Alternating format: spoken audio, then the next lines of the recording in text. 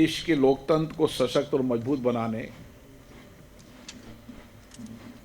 तथा जनता की आशाओं अपेक्षाओं को पूरा करने के लिए लोकतांत्रिक संस्थाएं का अहम योगदान होता है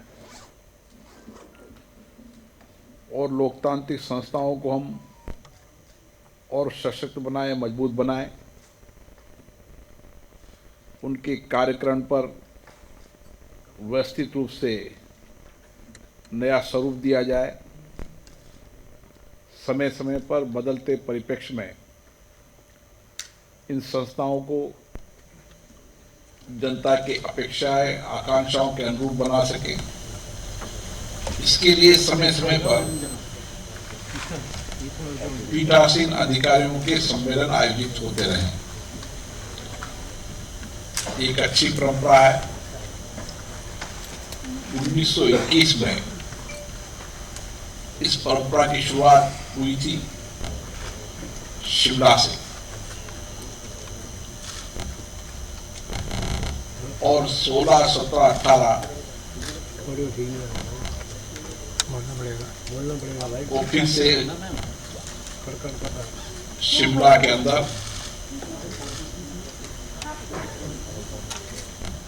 इस अधिवेशन का शताब्दी वर्ष पूरा कर रहे हैं। कई अंतराल के अंदर बैठक न होने के कारण ये पीठासीन अधिकारियों का सम्मेलन 81वां सम्मेलन हो चुके हैं अभी तक और ये 82वां सम्मेलन है। कई चुनाव का समय, कई पुराने आजादी के पहले से लेकर अभी तक, लेकिन 1946 में जीवी मालवणकर साहब ने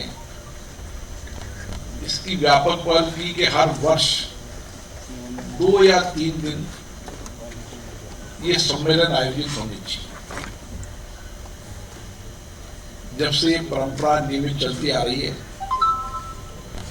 कुछ चुनाव के समय वर्ष में ये सम्मेलन आयोजित नहीं कर पाए।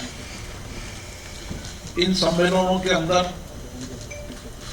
राज्य के पीठासीन अधिकारी,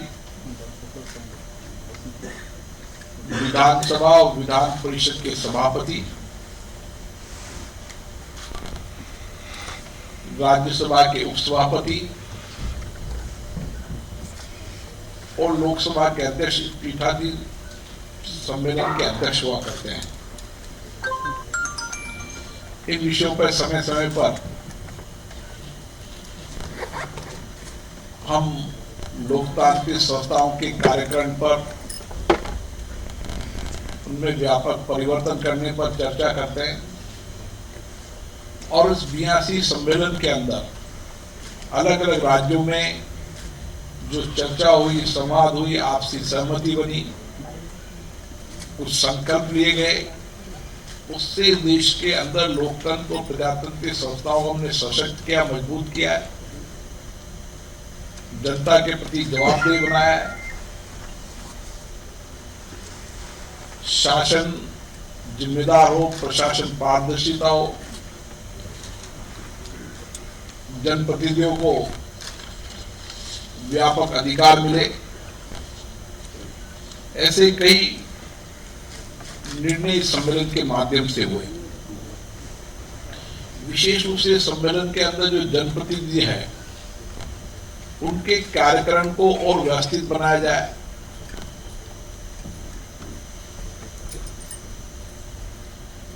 उनको नई टेक्नोलॉजी के साथ जोड़ा जाए,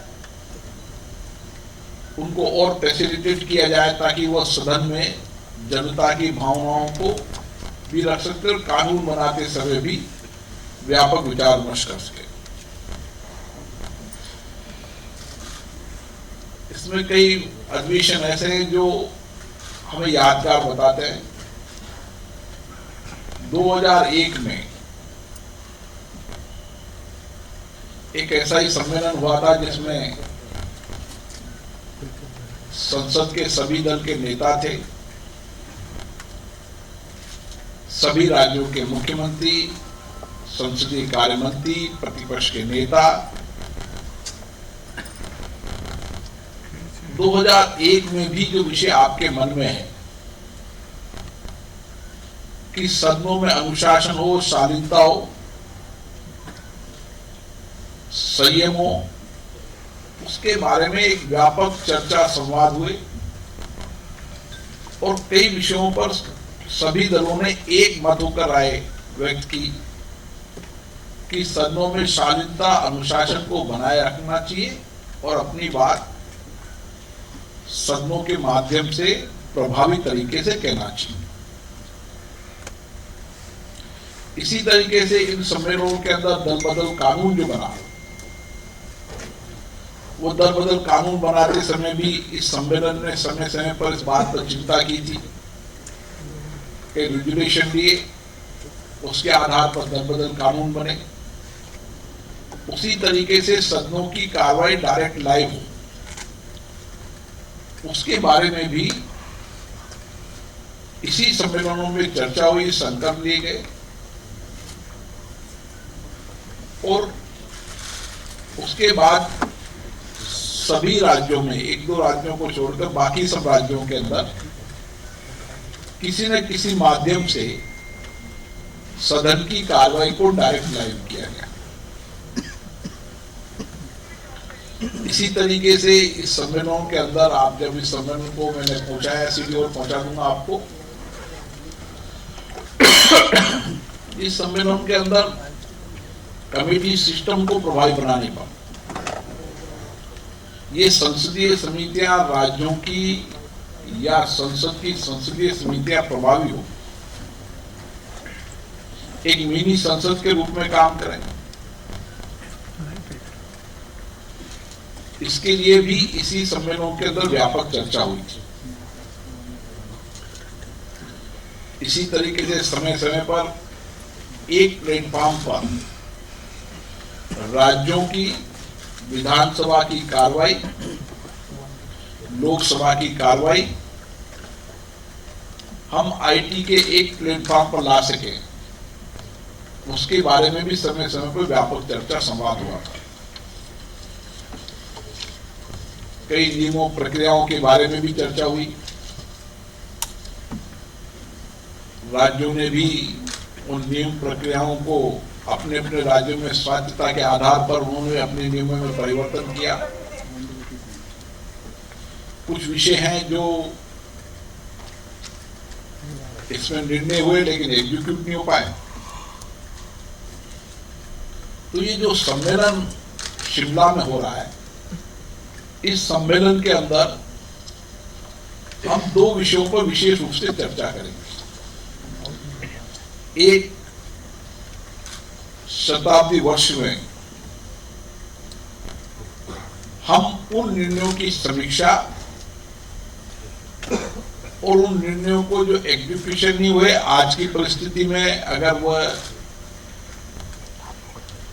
आवश्यकता है उनका एग्जीक्यूशन होना चाहिए, तो उस पर विचार विमर्श होगा, ताकि उनको एग्जीक्यूशन की कार्रवाई को नियंत्रण करते हुए कैसे एग्जीक्यूशन किया जा सकता है, उस पर व्यापक विचार विमर्श होगा। इसी तरीके से पीठासीन अधिकारियों का संविधान, सदन और जनता के प्रति दायित्वों पर चर्चा करते हुए व्यापक विचार विमर्श होगा। मुझे आशा है कि इन सम्मेलनों के माध्यम से हम व्यापक विचार विमर्श, चर्चा के माध्यम से सदनों को और प्रभावी बना सकें। ये सदन जनता के प्रति भी जवाब दे रहे, शासन की जवाबदेही तय कर सके, प्रशासन में पारदर्शिता ला सके और हमारे जनप्रतिनिधियों को के कार्यक्रम में व्यापक सुधार लाते हुए उनकी नई तकनीकी के आधार पर उनको तमाम पुराने अनुभवों, परिपाटियों, परंपराओं के साथ जो भी डिबेटें अभी तक हुई थी उनकी जानकारी उनको प्लेटफॉर्म पर मिल जाए और बेहतर रिसर्च और बेहतर लाइब्रेरी हर राज्य की विधानसभाओं में बनने लगी है। हम चाहते हैं कि जैसे हमने संसद के अंदर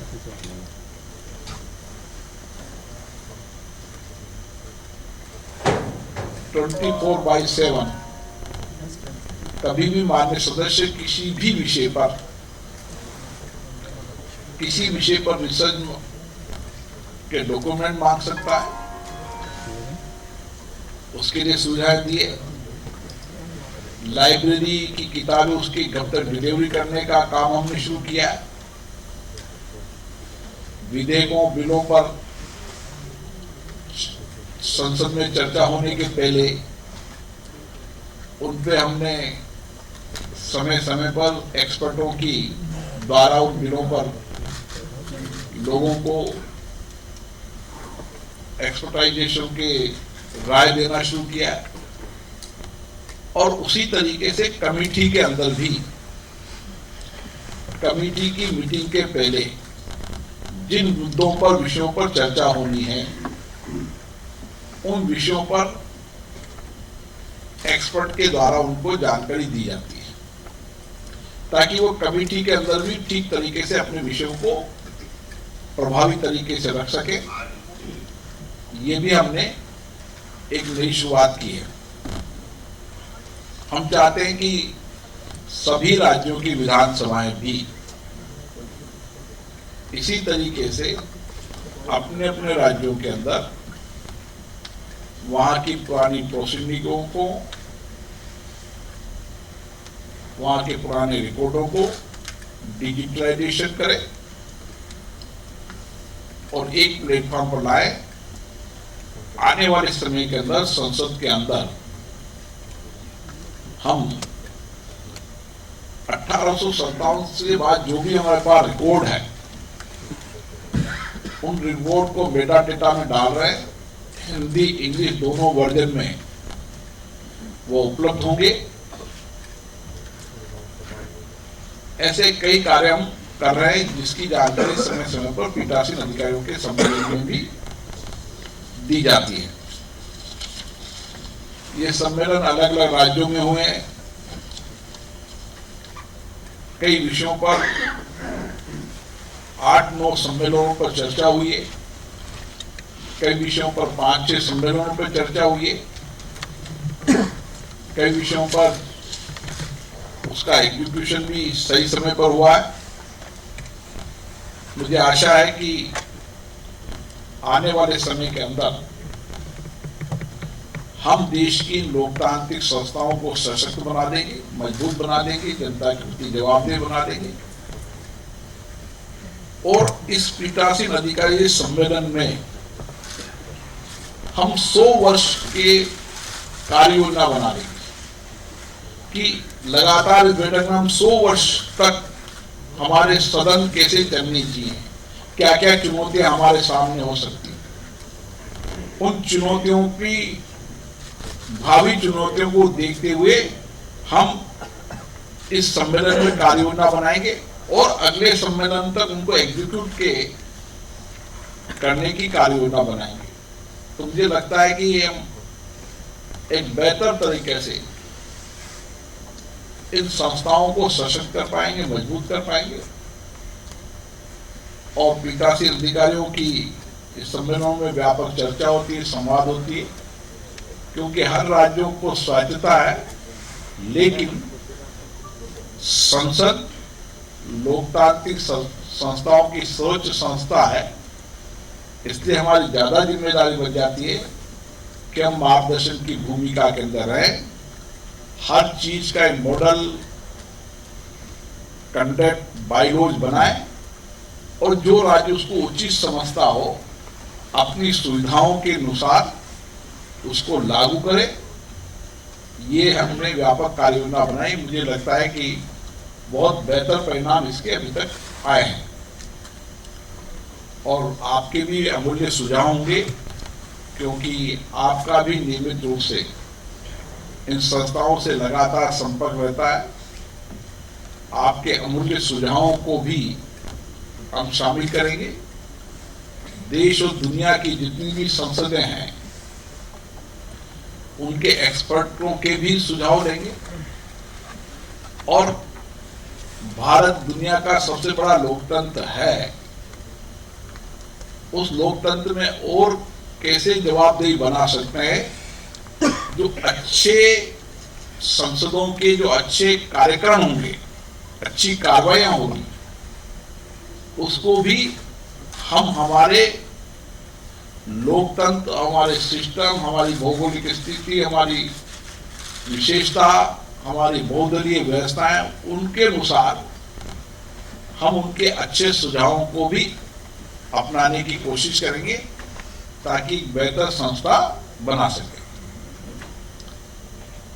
आपको धन्यवाद, क्योंकि सवालों के अंदर कई चीजें निकलेंगी। अपना नाम भी बता दें। माननीय प्रधानमंत्री जी इस सम्मेलन की शुरुआत करेंगे। उस राज्य के मुख्यमंत्री होंगे, प्रतिपक्ष के नेता होंगे, समापन में महामहिम राज्यपाल होंगे। अध्यक्ष जी, मैं मनीष हूँ TV9 से। आप अक्सर सदन की स्वायत्तता पर लगातार उसके समर्थक में बोलते रहे हैं। ये चिंता विशेषज्ञों के द्वारा जाहिर की जाती है कि सदन जो है वो सरकार का विभाग ना बन जाए, उसकी स्वायत्तता कैसे बनी है ताकि केवल सरकार का ही बात ना रहे, जनहित में विपक्ष की भी मुद्दे उठाए जा सके। आपने एक अच्छा सवाल किया है। 1921 में भी यह सोचा गया था, और 1921 के बाद लगातार इन जितनी भी संस्थाओं को है, उन संस्थाओं की अपनी स्वायत्तता है, अपने नियम प्रक्रिया बनाने के अधिकार है, अपने सचिवालय बनाने का अधिकार है जो संविधान में दिया है। उस संविधान को नियुक्ति करने की प्रक्रिया से लेकर सारा अधिकार है। इसमें किसी भी तरीके से कार्यपालिका का कोई भी नियंत्रण संसद या विधानसभा सचिवालय पर नहीं होता। राज्यों के विधानसभाओं में वित्तीय स्वायत्तता का विषय उठा था। देहरादून अधिवेशन के अंदर हमारी कोशिश है इस बार इस पर विचार विमर्श करेंगे कि राज्यों को भी संसद की तरह वित्तीय अधिकार दिए जाए, और मुझे लगता है कि राज्य के मुख्यमंत्रियों से आग्रह करेंगे कि वो उनको और स्वायत्तता दे ताकि वित्तीय अधिकार की स्वायत्तता मिले। बाकी कार्यपालिका का कोई भी नियंत्रण इन संवैधानिक संस्थाओं पर नहीं होता।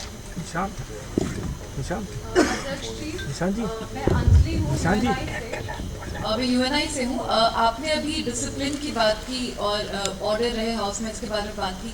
पिछला सेशन वॉश आउट हुआ था, अभी फिर से संसद का सत्र शुरू होने वाला है। क्या कहना चाहेंगे, क्या संदेश है आपका और क्या उम्मीद है? हमारा ये आग्रह रहता है कि सदन की कार्रवाई करना चाहिए। सदन शोरगुल, व्यवधान में सदन वॉश आउट न हो,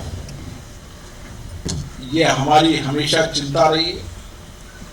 हमारे पीठासीन अधिकारियों के सम्मेलन पर इस पर व्यापक रूप से 1921 से लेकर अभी तक इस बात पर चिंता व्यक्त की है कि सदन में अनुशासन, संयम और शालीनता,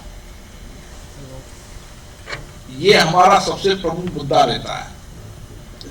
और मुझे लगता है कि सभी दलों से सहयोग लेकर, क्योंकि यहाँ बहुदलीय व्यवस्थाएं हैं, अलग अलग विचारधारा के लोग आते हैं, अलग अलग दल से चुनकर आते हैं, इसलिए हम और चर्चा करेंगे और संवाद करेंगे कि सदनों में अनुशासन शालीनता बनी रहे, अपने मुद्दों को उठाने के लिए जो नियम प्रक्रिया बनी हुई है उस नियम प्रक्रिया के तहत उन मुद्दों को उठाएं और उनसे राय ली जाएगी। समय समय पर नियम प्रक्रियाओं के अंदर परिवर्तन भी करते हैं, इसके लिए भी वहां पर चर्चा होगी। मुझे आशा है कि आने वाला सदन जो आप सबकी और देश भर की चिंताएं हैं, सदन चलेगा, सदन में प्रमुख मुद्दे भी उठेंगे, चर्चा भी होगी, जो बिजनेस एडवाइजर कमेटी तय करेगी उन हिसाब से हम सदनों पे चर्चा कराएंगे। My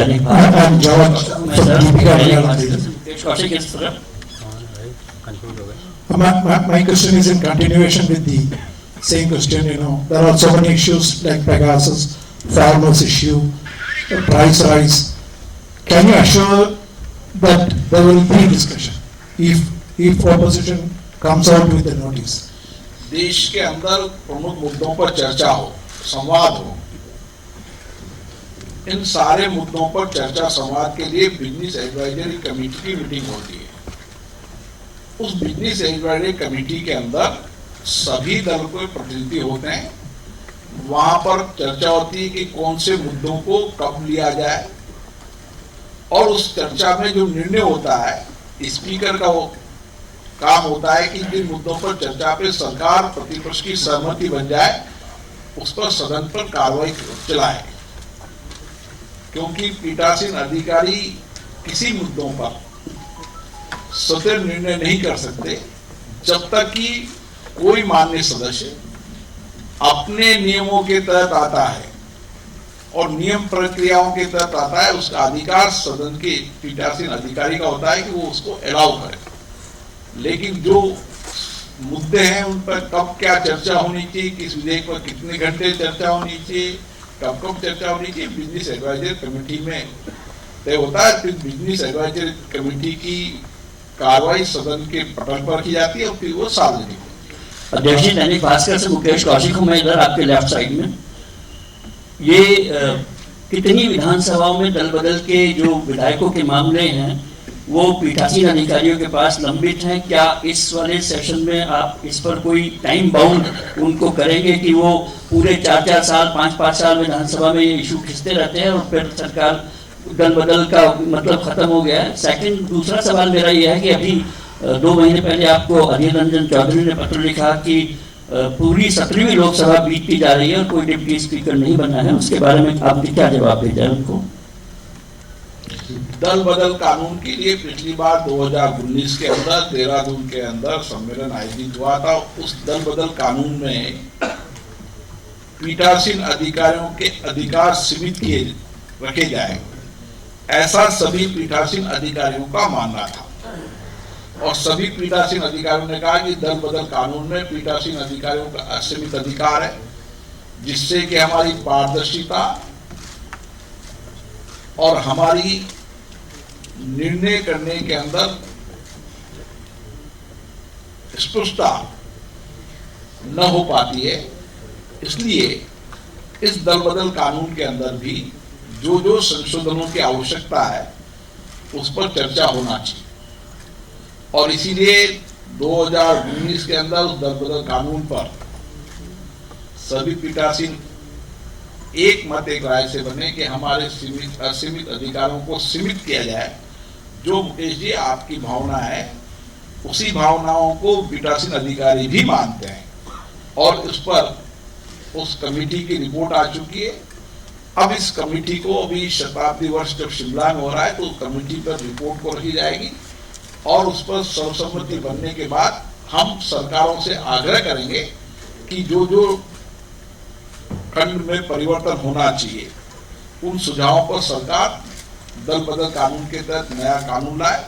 इसके लिए निश्चित रूप से इस सम्मेलन में व्यापक चर्चा हो। सर दूसरा आपने सवाल उठाया कि डिप्टी स्पीकर, मैं कई बार जवाब दे चुका हूं, फिर आप बताना। डिप्टी स्पीकर के अंदर चुनने का निर्णय सरकार की तरफ से, सदन की तरफ से प्रस्ताव आता है और एक मोशन मूव होता है जो जैसा स्पीकर का होता है उसकी कार्रवाई होती है और उस पर जब भी सरकार मोशन लाएगी, हमारा काम है कि उस मोशन को सदन के सामने रखना और उसको निर्णय करना। सर वंदे मातरम से सवाल ये है सर, संसद भवन हो या विधानसभा हो, हमेशा पक्ष विपक्ष लड़ते रहते हैं, यहाँ तक कि कुछ हदें, बहुत हदें ऐसी होती जो पार कर देता है।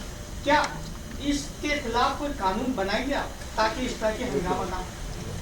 कानून के अंदर आप नियम प्रक्रिया अगर पढ़ेंगे अच्छा होगा। मैं सभी माननीय पत्रकार महोदयों से निवेदन करना चाहता हूं, आग्रह करना चाहता हूं, जो संसद की कार्रवाई को कवर करते हैं उनको संसद के नियम प्रक्रिया भी पढ़नी चाहिए और संदर्भ को भी पढ़ना चाहिए। सबको पढ़ेंगे तो एक स्पष्ट आपके सामने आ जाएगी। हर नियम प्रक्रिया में मैं पढ़कर भी बता सकता हूं, लेकिन हर नियम प्रक्रिया में लिखा हुआ है कि कोई भी सदन सदस्य अगर सदन में अनुशासनहीनता करता है तो उसको अध्यक्ष को भी अधिकार है और मोशन लाके उसके खिलाफ कार्रवाई भी की जाती है। लेकिन सदन कभी भी किसी की कार्रवाइयों पर नहीं चलता है। सदन चलता है सबकी सहमति से, सबके सहयोग से, सर्वसम्मति से, और यही सदनों की परंपराएं रही है। इसलिए अच्छी परंपराएं, अच्छी परिपाटियों को अपनाना चाहिए। लेकिन जो आपकी चिंता है वो चिंता हमारी भी है, इसलिए हम और कोशिश करेंगे और संवाद करेंगे और चर्चा करेंगे। 2001 का जब पीठासीन अधिकारी सम्मेलन आप पढ़ेंगे तो आपको लगेगा कि सभी दल एक मत थे, लेकिन सदन के अंदर जैसा वो दल एक थे वैसी कार्रवाई सदन के अंदर नजर नहीं आती। तो आपकी चिंता, देश की चिंता एक है, लेकिन हम कोशिश करेंगे कि आपकी चिंताओं के अनुसार सदन चले, व्यवस्थित हो, चर्चा। सर न्यूट्रिशन से मोहित दुबे हूँ। सर मेरा सवाल ये है कि नए संसद भवन के निर्माण को लेकर लगातार विपक्षी दल, चाहे हम कांग्रेस की बात कर रहे हैं, दूसरे दलों की बात कर रहे हैं, तो सवाल उठाते रहे हैं कि ऐसे वक्त में निर्माण होना चाहिए कि नहीं। मेरा सवाल आपसे एक और इससे जुड़ा हुआ है कि क्या तय वक्त पर जो निर्माण कार्य चल रहा है वो पूरा हो पाएगा और कितना वक्त और लगेगा? अभी तक जो निर्माण कार्य चल रहा है वो निर्माण कार्य तयशुदा तारीख के अनुसार चल रहा है। पिछली बार कोरोना के समय हम 17 दिन पीछे थे, लेकिन अब कवर करते थे। लेकिन भविष्य की परिस्थितियों पर कुछ भी दुनिया में नहीं कहा जा सकता, लेकिन आज की परिस्थिति के अनुसार हम ये कह सकते हैं कि निश्चित समय पर यह भवन तैयार होगा और निश्चित समय अवधि पर भवन तैयार हो। उसके लिए हर दिन किस दिन भवन की क्या स्थिति होना चाहिए उसकी मॉनिटरिंग होती है। लगातार हमारे सेक्रेटरी जनरल लगातार उस पर लगातार निगरानी रखते हैं और आज जितना भवन की तयशुदा तारीख हो तो पूरा काम चल रहा है। कितने दिन पीछे चल रहा है सर? कितने दिन पीछे चल रहा है अभी मैंने कहा 17 दिन पीछे था, बराबर हो चुका है। Thank you sir. प्रशांत तो इस तरफ, आपकी बाईं तरफ सब तो देख रहा हूं, आप बोलो। अच्छा, तृणमूल कांग्रेस ने एक पत्र लिखा था सर आपको 2 सांसदों की सदस्यता खत्म करने के लिए। आपने उन दोनों सांसदों से जवाब मांगा था, क्या उन दोनों सांसदों का जवाब आ गया है? अगर आ गया है तो आपने क्या फैसला किया है सर, और कब तक फैसला करेंगे? सार्वजनिक नहीं किया जा सकता क्योंकि ये एक न्याय की कुर्सी पर बैठकर निर्णय किया था। लेकिन जो कुछ भी दल बदल कानून के तहत कोई भी माननीय उस सदन का नेता को लिखकर देता है तो उसकी एक प्रक्रिया है और वो प्रक्रिया नियमित समय पर चल रही है। इंडिया टीवी से हाँ, आप बार-बार ये कह रहे हैं कि पूरी कोशिश रहती है कि संसदीय कार्रवाई ठीक तरीके से चले। हम सभी जानते हैं कि इसमें सत्ता पक्ष और विपक्ष दोनों की भूमिका बहुत अहम रहती है और उसमें मैसेजिंग बड़ा इंपॉर्टेंट होता है। कल एक विचित्र मैसेजिंग लिखा कि पंडित नेहरू का श्रद्धांजलि कार्यक्रम था, उसमें सरकार के मंत्री वहाँ पे नहीं पहुंचे। इसमें पंडित नेहरू को लेकर एक श्रद्धांजलि कार्यक्रम था, सरकार में कोई नहीं पहुंचा और विपक्ष के नेता इस बात को लेकर बहुत नाराजगी दिखा रहे हैं। कैसे देख रहे हैं इस सर? इसमें कहा यह जा रहा है कि दोनों सदन के जो पीठासीन अधिकारी हैं वो भी मौजूद नहीं थे, न केवल वरिष्ठ मंत्री भी मौजूद नहीं थे और पूर्व प्रधानमंत्री का कार्यक्रम था। इसको और पूछ लो, कोई बाकी हो तो। बाकी है कोई? एक अच्छी परंपरा है, नियमित परंपरा है। हमारे जो भी वरिष्ठ नेता जिनका इस देश के लिए योगदान रहे, संसद के अंदर ये परंपरा रही है कि उनकी जन्मतिथि पर हम फ्लोर ट्रिब्यूट करते हैं, श्रद्धांजलि अर्पित करते हैं। लेकिन किसी भी सदस्य को ऐसे सवाल नहीं उठाना चाहिए बिना जानकारी के। जब भी मैं यहाँ पर रहता हूँ, जब पोलर ट्रिब्यूट में जाता हूँ, लेकिन कई पोलर ट्रिब्यूट के अंदर कई लोग आते हैं, कई लाते हैं, हम इसके लिए बुलेटिन 2 में सूचना देते हैं। लेकिन एज ए स्पीकर के नाते मेरा दायित्व रखता है कि 1919 में भी 1920 में भी जब मैं यहाँ था तो पोलर ट्रिब्यूट में गए थे। लेकिन जो सवाल उठा रहे हैं, 2 दिन पहले वो नेता एक पोलर ट्रिब्यूट में नहीं आए थे, कई नेता नहीं आए थे, मैं अकेला था। तो ये सवाल उठाते समय एक गंभीरता मान्य सदस्यों को लाना चाहिए कि कब सवाल कौन से उठाएं। ट्वीट करते समय सारी जानकारी के बाद ट्वीट करेंगे तो सदनों की गरिमा बनाए रखेंगे, लेकिन बिना जानकारी के ट्वीट करना ये एक अच्छी परंपराएं नहीं है। इधर आपके लेफ्ट साइड में शाहिद अब्बास को जेंसिस से किसी व्यक्ति की गैर मौजूदगी, उसे कैसे आप देखते हैं? हाँ, सरकार का कोई मंत्री वहाँ पे नहीं था। सरकार की जिम्मेदारी मेरी नहीं है, मेरी जिम्मेदारी मेरी है। आपके बाएं साइड पर शाहिद अब्बास को जेंसिस से, ठीक ऑन योर लेफ्ट।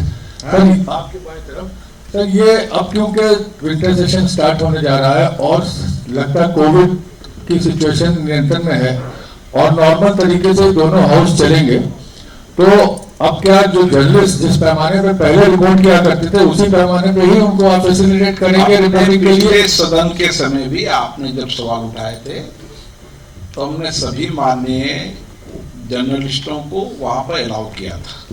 हमने ये भी कहा था जैसे जैसे कोरोना कम होता जाएगा, जितनी मापदंड है और नियम प्रक्रिया है, उस नियम प्रक्रियाओं के तहत अब भी उनको अलाउ किया जाएगा। फोटोग्राफर को इस बार अलाउ कर देंगे।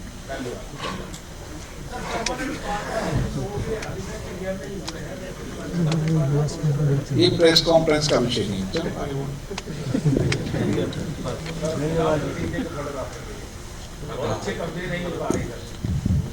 और बताइए, कुछ बाकी है? भाई आप ही पूछ सकते हो स्पीकर से, और तो कोई पूछ नहीं सकता है। स्पीकर साहब, ये अधिकार आपको, ये प्रेस स्पीकर साहब यहाँ, स्पीकर साहब यहाँ, मैं संदीप बोल रहा हूँ वर्तमान न्यूज़पेपर से, आपका लेफ्ट की तरफ, ये हाथ का। ये ऑर्डिनेंस जो लाया जाता है वो अत्यंत जरूरी जरूरत होता है, वो लाया जाता है, लेकिन 15 दिन बाद ये सेशन शुरू हो रहा है। फिर कल जैसे सीबीआई और ईडी वाला ऑर्डिनेंस लाया, और इससे पहले भी कई लाया ये गवर्नमेंट ने, ये किस तरीके से देखता है? क्योंकि ये उतना जरूरी कुछ था नहीं। ऑर्डिनेशन, क्योंकि भारत के संविधान में ऑर्डिनेशन लाने का सरकार को अधिकार है, लेकिन उन ऑर्डिनेशनों को लाने के बाद सदन में 6 महीने के अंदर अंदर सदन में उनको विधेयक के रूप में संसद में लाना आवश्यक है। हमारा काम ये है कि जो ऑर्डिनेंस लाए गए हैं वह इस नियम प्रक्रिया के तहत इतने दिन में सदन में लाए, उतने दिन में सदन में नहीं आएंगे तब हम उस पर सरकार से सवाल जवाब पूछेंगे, क्योंकि ये तो जरूरी नहीं था। मैं नवकांत ठाकुर हूँ, स्वतंत्र भारत अखबार से। ये एक बार लोग आडवाणी जी से बात हो रही थी तो उन्होंने कहा था कि संसद की प्रक्रिया को जो लाइव दिखाया जाता है वो एक बहुत बड़ा कारण है अनुशासनहीनता का। लोग दिखने के लिए हंगामा करते हैं, क्या आपको भी ऐसा लगता है? अगर आप ठीक से उस कार्रवाई को बताने लग जाएं तो शायद हंगामा कम हो जाए। इसका तरीका यही है कि जो भी सदन के अंदर इस तरीके के आपको लगता है, हमें लगता है तो हम तो एक्शन ही करेंगे, आपको लगता है कि ये सदन की मर्यादाओं के अनुरूप नहीं है तो आप उस रूप में अगर प्रस्तुत करेंगे तो जो सदन की कार्रवाई लाइव है उस लाइव के अंदर उनके कोड ऑफ कंडक्ट को जनता देखेगी और निर्णय करेगी उस समय। सर, ये नए पार्लियामेंट बिल्डिंग में जो सेंट्रल हॉल में जो पोर्ट्रेट्स वगैरह लगे हैं वो भी नए इसमें होंगे? नए संसद भवन के अंदर जो जो भी आवश्यकता होगी उस आवश्यकता के अनुसार नया संसद भवन बनाया है। कौन सी पोर्ट्रेट लगेगी, कौन सी लगेगी, ये उस समय एक कमेटी होती है, जो कमेटी यहाँ पर बनी हुई वो कमेटी निर्णय करती है। आपको इसलिए बता रहा हूँ कि ये सब जो लगी हुई मूर्तियां हैं वो सब मूर्तियों पर उस कमेटी में निर्णय हुआ है। आज भी अगर कोई व्यक्ति कहता है कि ये मूर्ति लगाई जाए तो उस पर वो कमेटी बैठती है, निर्णय करती है। कई चीजों के अंदर जो मूर्ति लगाने वालों से मूर्ति के पैसे लिए गए थे और कईयों में पार्लियामेंट में लगाई थी, लेकिन इसकी एक प्रक्रिया है, प्रक्रिया से बाहर कुछ भी संसद में नहीं होता। Thank you.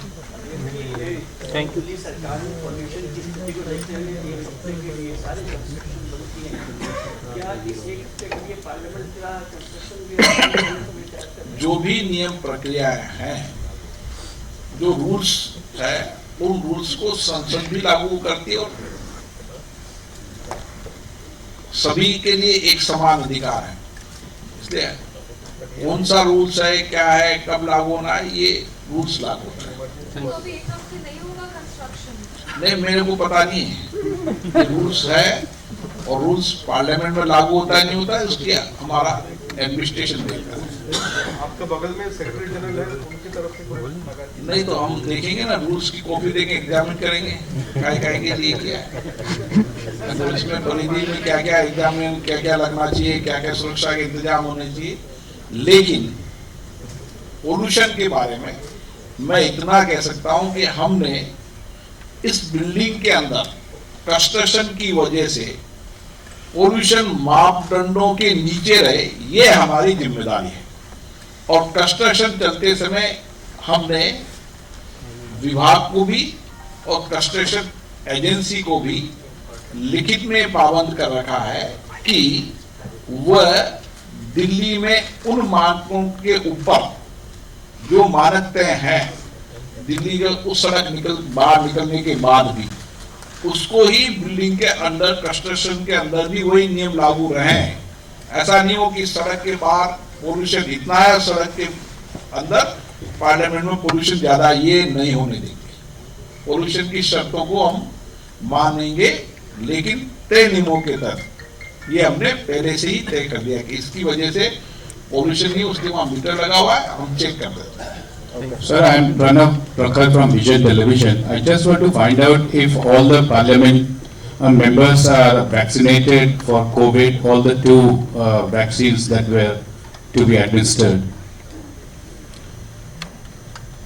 हमने सभी माननीय संसद सदस्यों से पूर्व में भी आग्रह किया था, फिर आग्रह किया, फिर हमने आग्रह किया कि वो खुद भी वैक्सीनेशन लगाए और जनता के जनप्रतिनिधि होने के नाते उनका दायित्व है कि वो अपनी जनता को भी 100% वैक्सीनेशन करें। और मुझे लगता है कि वो जिम्मेदार जनप्रतिनिधि है, वो खुद भी वैक्सीनेशन करेंगे और खुद वैक्सीनेशन देंगे तो प्रेरणा देंगे वैक्सीनेशन। लेकिन कोई की ऐसी हाइब्रिड बीमारी हो जिसे वैक्सीन नहीं लगा सकता, उसके लिए तो वही स्पष्टीकरण दे सकता है।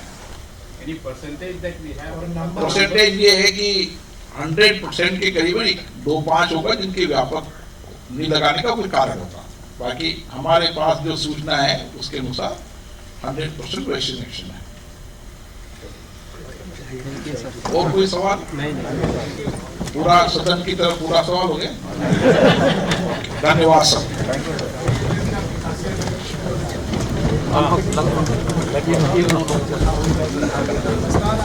लग रहा है